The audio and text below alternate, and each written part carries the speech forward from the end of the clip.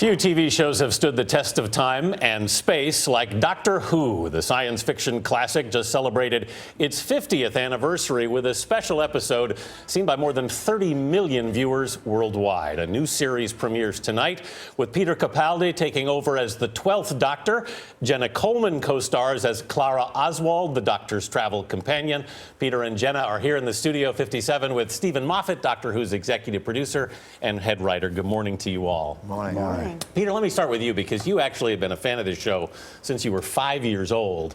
That's right. And you even wrote a letter to the BBC as a fan when you were 15? I did, yes. And who would like to see their 15-year-old past raked up and shown on national television? And it's very embarrassing to hear my pompous voice as a 15-year-old saying how fabulous, congratulating the BBC on such a successful season of Doctor Who. But yeah, I loved the show. There was just something about it that grabbed me and really took me through my boyhood, my childhood, my adolescence up until I discovered sex and drugs and rock and roll and moved on from it.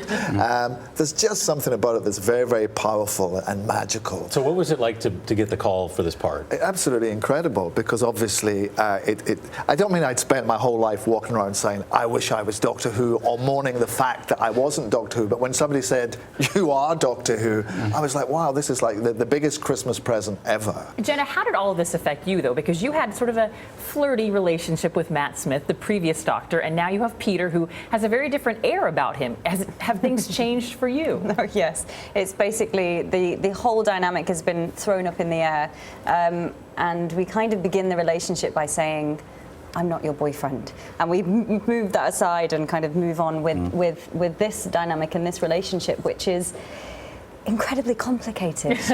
We basically tell the story of what would you do if your best friend in the world changes his face and his person as well, and kind of find our way with that. Stephen, as head writer, this is a very tricky transition. I mean, part of the momentum of this sort of global fandom of Doctor Who built with Matt Smith and David Tennant, who preceded him, and now you've made this, this sort of radical change. And I don't want to say you went to somebody older, because Peter has roughly the same number of birthdays I have. Me too.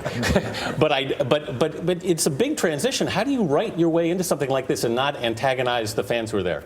Well, the thing about Doctor Who is it doesn't survive in spite of change, it survives because of change. And the regeneration moment is an opportunity to absolutely reboot the show. It is in one sense exactly the same as it's ever been, and in another it's completely different.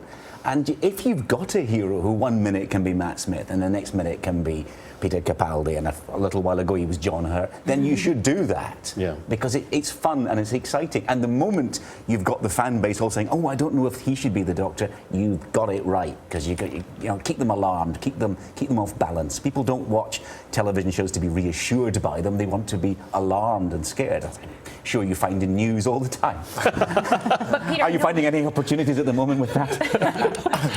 Peter, we know that you said you really wanted to play this role if it felt right. How will it be different with you as Doctor Who? Well, he's certainly more alien.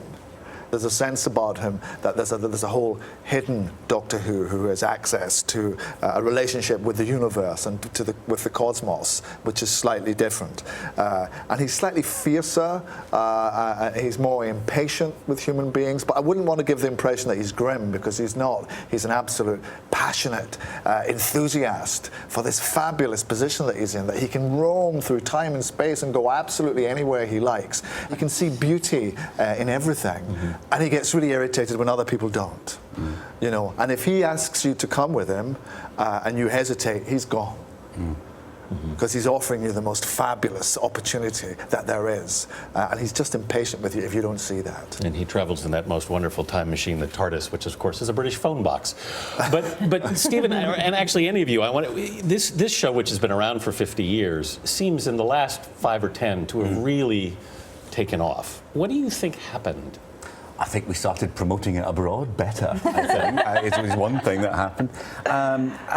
Other people are catching up, I suppose. I think it's one of the most entertaining shows you can ever see. Yeah. I didn't think there's no cultural barrier to watch Doctor Who. And one of the best things about it is you can jump on any time. Hardly anyone has watched all of Doctor Who because it's so long. So you can start right now. You don't have to go and do your studying of David Tennant and Matt Smith. You can just jump on right now. It will make exactly exactly as much sense as it ever does if you start right now. If you want to see a dinosaur vomiting a leading man into the beginning of a series, watch Doctor And they Who. can see it tonight because it's the premiere. Yeah, That's right. Come That on. is- that What other is- show's going to start that way tonight? It's pretty exceptional that we've seen What's CBS got against that? no vomiting dinosaurs. That's Yeah, for sure. Peter you're Capaldi, nowhere now. Jenna You guys Coleman, are not with the program. Steven Moffat, thank you all so much for being here. Good luck tonight with the episode. It's fantastic. I've seen it already. It's great. Watch. Thank you very Thank you. much. Thank you.